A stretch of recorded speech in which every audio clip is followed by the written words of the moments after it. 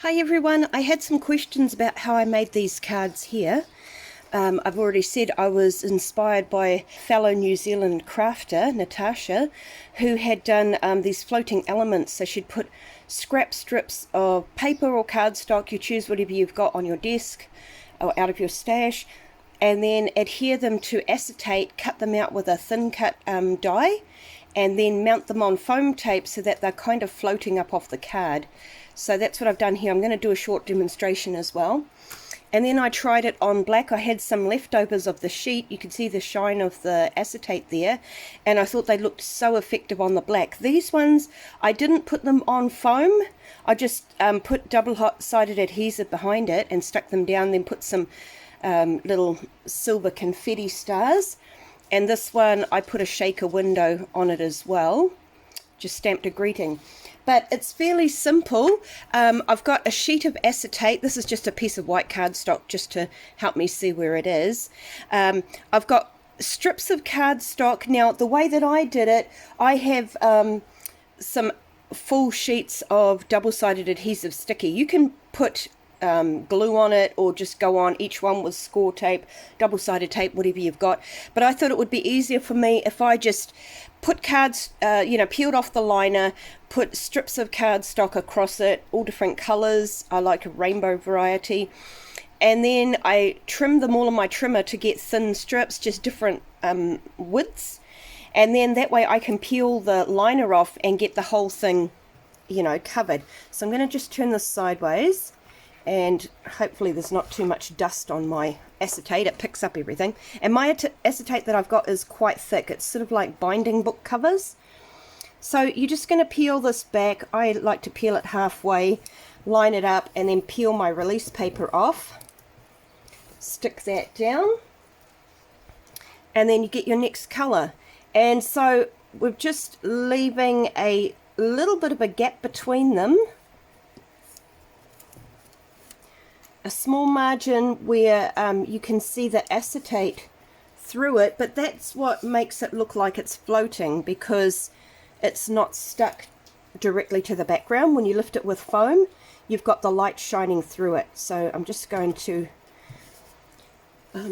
put these things down here. Oh, and then this paper doesn't want to peel off.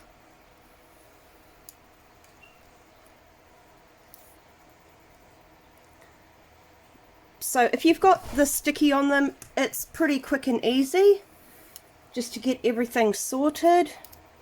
And you could use different pattern papers. I've just chosen to use, basic cardstock colors.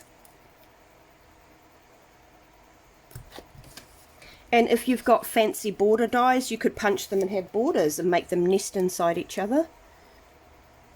I guess they don't even have to be straight. You could cut them on angles. So you can see there, if I take that away, you can see through the acetate. And then you're just going to run it through your die cut machine. I'll just quickly cut this off so that it's not too wide. I'll bring in my big shot. Oh, and maybe this die is a bit wide. Okay, let me just grab another one. I'll grab a slightly smaller bracket, and you can use whatever shape dies you have.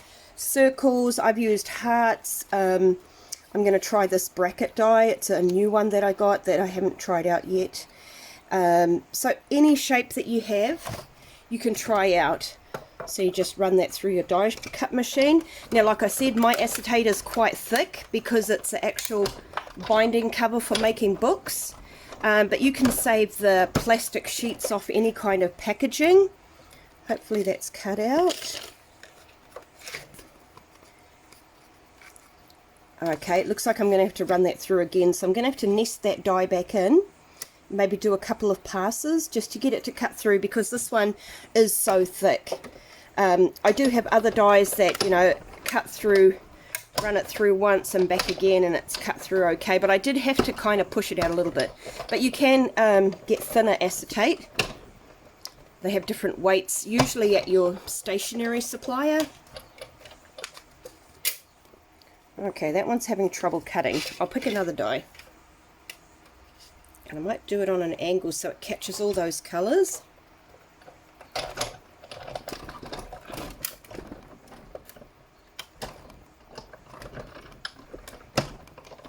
Hopefully this one's cut through.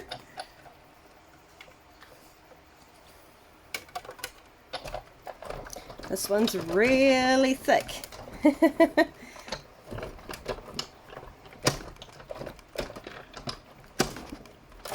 And if it's not going to cut through, I might have to add a shim, a piece of cardstock or something, just to push it through. Oh, okay, this one has cut.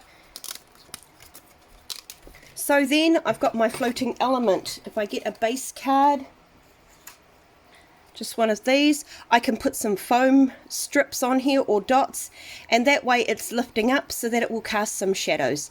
So that's the basic method. You can stamp whatever in sentiment greeting you want and decorate your card accordingly. Thanks for watching.